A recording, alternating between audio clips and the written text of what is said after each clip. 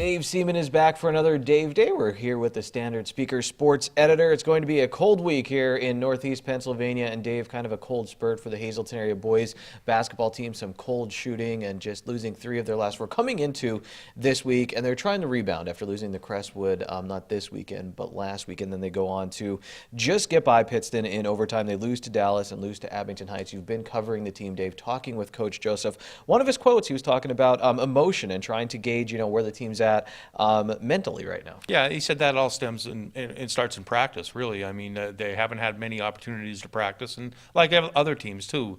Between the schedule this year, it's more compact this year, where their teams are playing 3, sometimes 4 games in a week. You have some weather issues where you can't practice on the day that you don't have school, and that practice isn't as fruitful as maybe coach would like, or you don't have as much practice time. That shows up in games. Wrestling-wise, Dave, Shane Noonan, 27-0 coming into this week at the Cole Cracker tournament. He gets a title. So does Charles Everdale.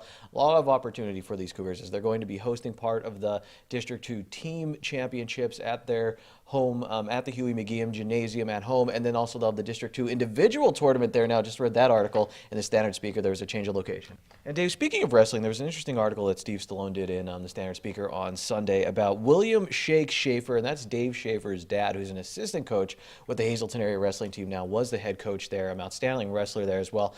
I learned so much about the history, I say, from the Standard Speaker of sports in our area, and here's a guy who maybe never coached at the high school level in that, but definitely left his mark on local sports. Already played in 2 Little League World Series from Steve Stallone, was drafted in the Vietnam War, so just an interesting history, and also of the children he had and then his grandchildren. Yeah, I mean, I covered his daughter Jeanette. Dave's sister Jeanette was an outstanding basketball player at West Hazleton High School, a team that played in Eastern Final back in 1991, I believe. She was the point guard on that team, went on to Lock Haven University. A few years later, when Hazleton Area High School opened, I got to follow Dave a little bit in his wrestling career as a Cougar. I believe his first Cougar to win 100 matches as a Cougar, and that's where I got to meet Dave's dad, and he was quite a man. I mean, he taught me a little bit about wrestling, and I wasn't that familiar with the sport when I started covering it, and he was there to instruct me, and as Steve wrote so eloquently in his story, he taught that to his kids and his grandkids as well.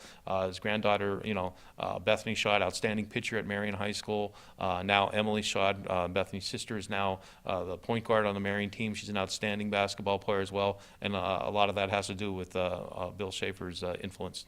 That's really cool. You'll read how he influenced the Cougar wrestling program as well. Don't want to give away too much, so please read that article from Steve Stallone, standardspeaker.com. Recently got to speak with Sandy Barber, Penn State's athletic director, and she said something interesting while I was interviewing her. You can actually watch the whole story coming up on Out of Left Field here on SSP TV.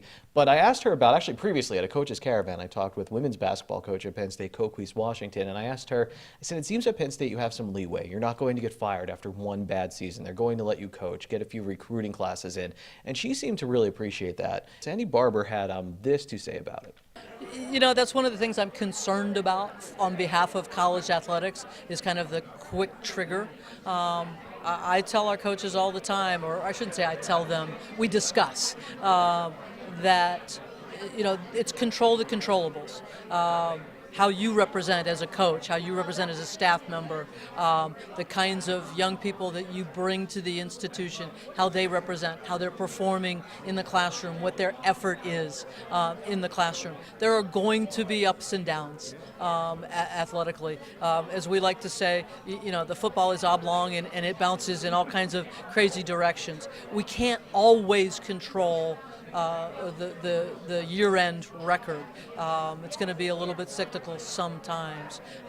So as long as you're taking care of these other things that represent Penn State and our community and our alumni and our donors and those that care very deeply about the institution, as long as we're representing Penn State values there, outward facing to the people that care about our campus, then you're going to buy some more time on the competitive side. I feel very, very strongly about that.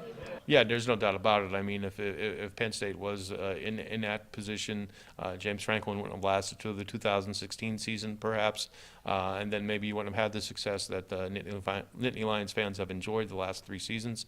Everybody wanted Coach Franklin gone after a couple so-so seasons, but now he's seems like he has a program on the right track. unfortunately for Penn State fans, some Penn State fans, not good enough for some. But you know, he has a program. He's recruiting exceptionally well. The basketball program last year won an NIT championship, struggling this year. So that's putting Sandy Barber's her philosophy to the test, so to speak. So we'll see, but it is a high wire act. You definitely have to balance the business end of it with you know, the loyalty factor as well. Well, Dave, thank you so much for your time. It's a busy time of year. Make sure you're reading all the articles in the Standard Speaker to keep up with everything.